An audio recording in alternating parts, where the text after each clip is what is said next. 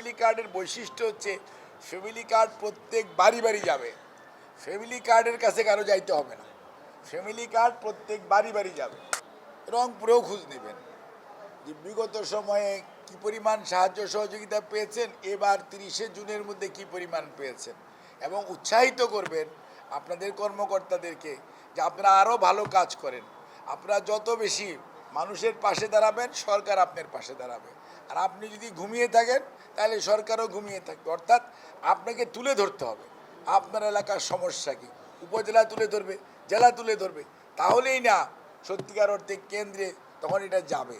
কাজে আমরা অল্প সময়ের ভিতর আমরা চেষ্টা করব বাংলাদেশের অন্য 10টা অঞ্চল যেরকম সহযোগিতা পায়, রংপুর বিভাগ অবশ্যই তার এখনকারটা তো পাবেই, বকেয়াটাও যাতে পায় সেটার জন্য আমরা চেষ্টা করি। জুলাই থেকে এখন থেকে 300টি কনস্টিটুয়েন্সিতে একযুগে চালু হবে। আমরা প্রথম ডাটা কালেকশনে যাব। আমরা ডাটা কালেকশনের জন্য লোক তৈরি করব, তারপর তাদেরকে ট্রেনিং দিব, তারপরে ডাটা কালেকশন করব।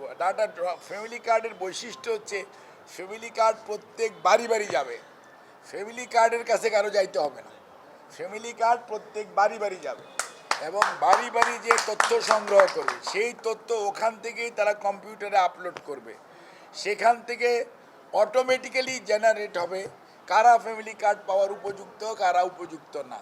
ফ্যামিলি কার্ড পাবে সবাই, কিন্তু উপকারভোগীর তার নির্বাচন হবে কম্পিউটারে। পিএমটি প্রক্সিমিটি মিনস টেস্ট বলে একটা স্কোরিং আছে, সেই স্কোরিংয়ের মাধ্যমে এটা নির্বাচিত হবে এবং তার পরবর্তীতে এটা যাচাই বাছাই কিছুটা হবে। তারপরে ইনশাল্লাহ আপনি মনে করতে পারেন ম্যাক্সিমাম 10 থেকে 12 সপ্তাহের মধ্যে বাংলাদেশের প্রত্যেক উপজেলায় আপনার রংপুর শহর সহ সর্বত্রই চালু হয়ে যাবে ইনশাআল্লাহ।